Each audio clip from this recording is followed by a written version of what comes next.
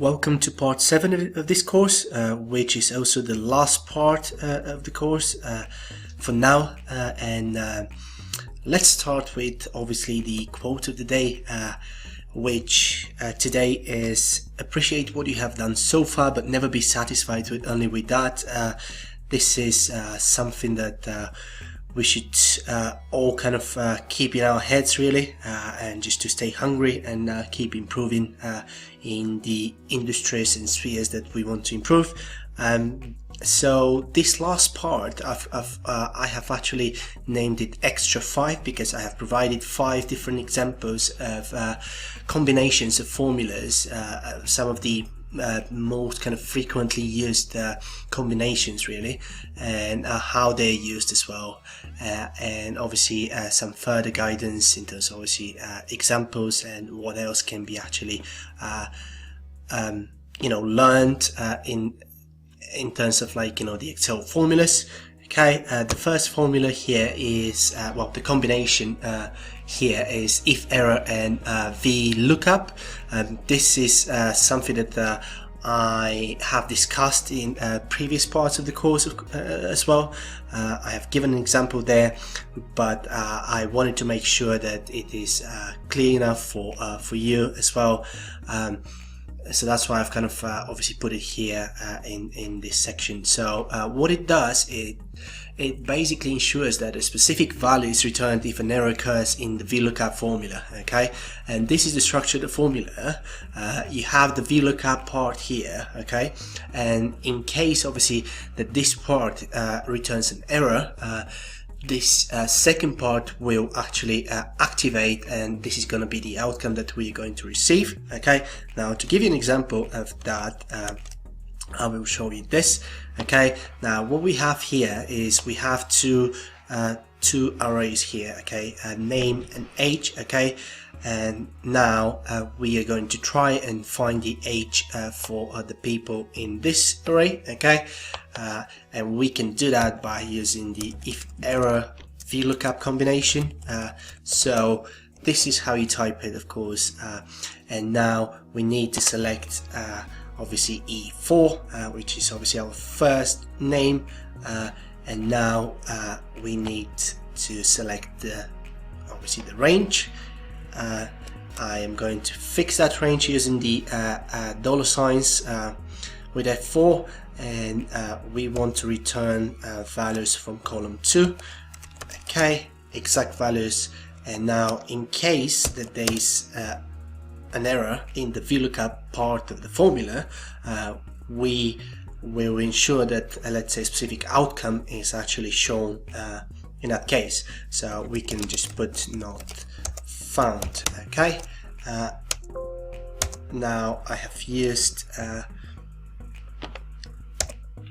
comma instead of semicolon, so that's why I need to change it, but this is what we get. Okay, so Ken is obviously 44, so you can see here that that is correct. Okay, now if we just copy all these or copy the formula to the cells here, you can see that Bob, Richard and Greg cannot be actually found within here, and therefore that's the Vlookup part of the formula has come up with a mistake, with an error here, and the second part of our formula has been activated, which is obviously this thing here, and that's why we get the result not found. I really hope that this formula is clear enough for you, and again I'm going to say that if error is can be used, of course, with a number of formulas really, but I have decided to give you an example with Vlookup because obviously Vlookup is another formula that is among the most frequently used in Excel. Okay, going back to the presentation, the second combination of formulas that we have is we have let's say 2 to 3 formulas: left, len and find. Okay, now I'm going to show you first of all a combination of the first 2 formulas, okay, and then we will discuss the obviously last part of this formula as well. Okay, so what this does is it allows you it allows basically for a specific number, usually different number in various cells, of characters to be returned. Okay, so let me give you an example to see what I mean here.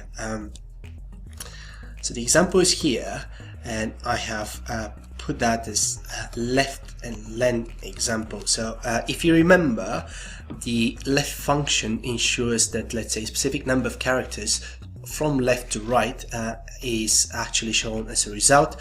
But again, we have the len function, and the length function is actually it gives you the length of let's say a specific range, okay, which in this case is this range here.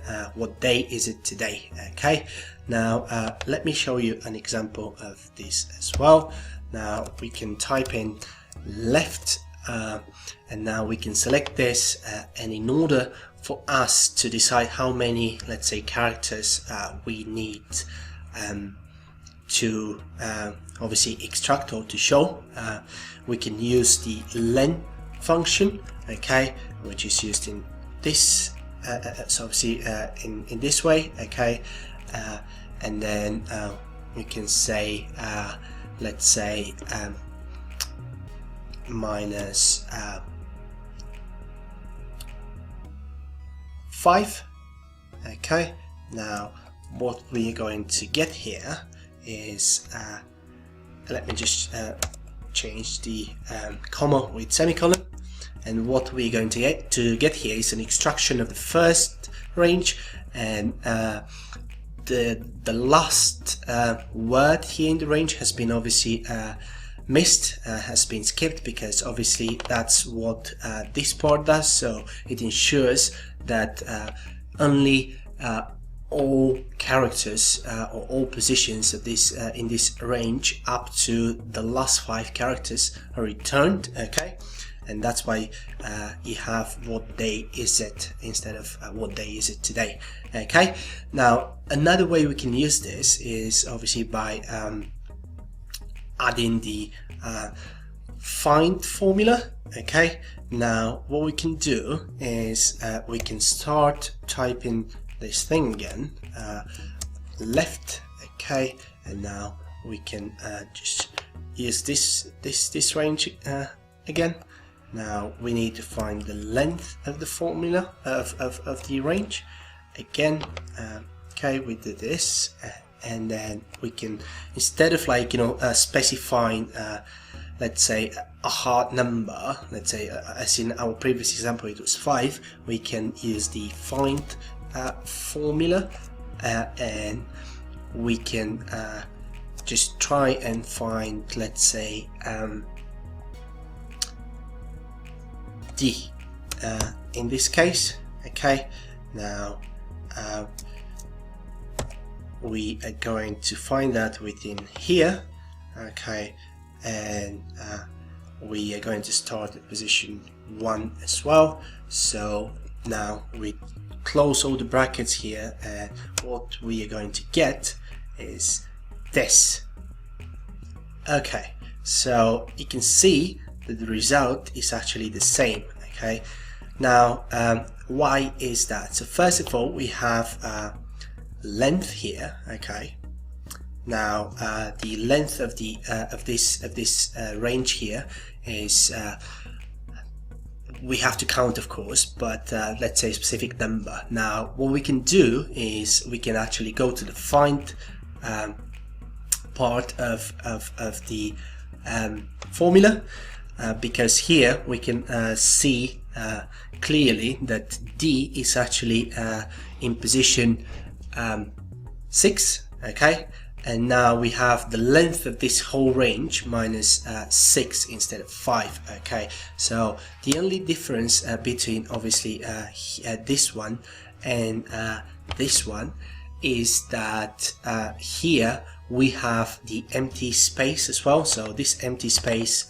has been included, okay, whereas here we don't have the empty space that that has been obviously included within the first example. Okay, now you can use obviously instead of left you can use right, you can use mid as well. So all these functions we have discussed them already. Okay, but I've decided to use the left here to show you the example with left because it is one of the most frequently used examples and formulas in Excel when it comes to text, of course. Okay, now going back to the presentation, we have the third combination of formulas, which is number, value and left. Okay, so this combination ensures that the return value is in a number format. Okay, so what do I mean by that? Okay, I'll show you in a little bit with the example. Okay, so suppose we have a number here. Okay, and this number is obviously, let's say, in number format. Okay, now if I just use left, just the left formula, and I want to get the first 4 characters, let's say this is going to be again semicolon instead of comma. This is going to be 0411. Okay, but this is actually formatted as text. Okay, it's not formatted as a number.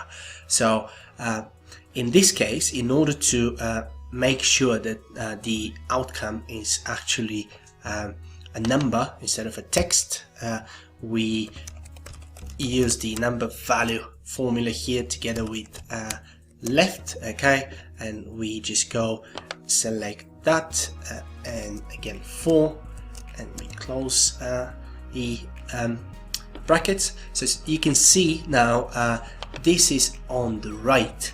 Why is that on the right of the cell? Because the number formatted values are always on the right, whereas for example the text formatted values are on the left, and you can see the difference here between obviously the first example and the second example. Okay, now let's go back to the presentation. Again, I have used the left function, but obviously the right function, mid function, they can be used as well. Okay, in this example, so the next formula, the next combination of formulas is if together with and or. So again, these are logical functions. Okay, and what they do is that they ensure that a specific value, that obviously this combination of formulas returns a specific value only when all conditions are true, or at least one condition is true, depending on whether we use and or. Okay, so let me give you an example here as well. So it's a very interesting example. So what we have here is let's say we have expected, let's say, delivery for a specific, let's say, item. So we have the item number range here, the delivery date range here, the quantity range is here as well, and the criteria now are to find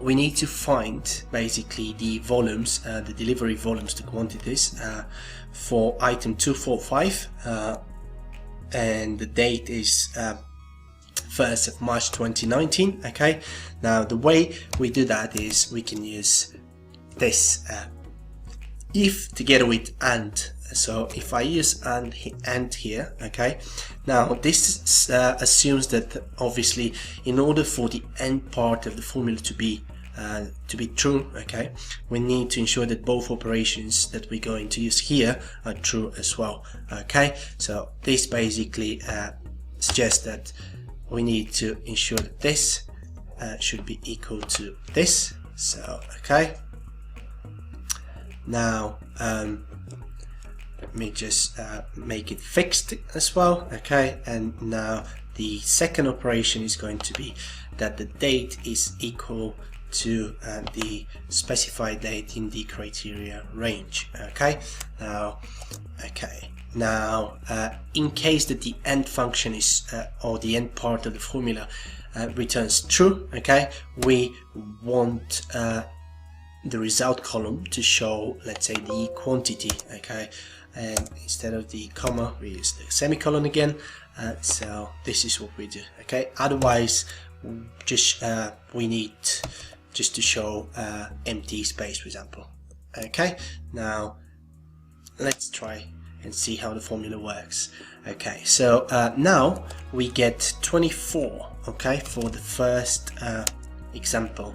As you can see, we have 3 cells that are obviously left empty, okay, and there are only 2 cells with numbers or quantities, okay. Why is that? Because based on the conditions that we inserted, okay, this number here, this item number, is equal to the condition here, okay, and obviously the delivery date here is equal to this delivery date that we inserted as a condition, and the same goes for obviously this row as well, okay. So that's why we only have values in these 2 cells, right.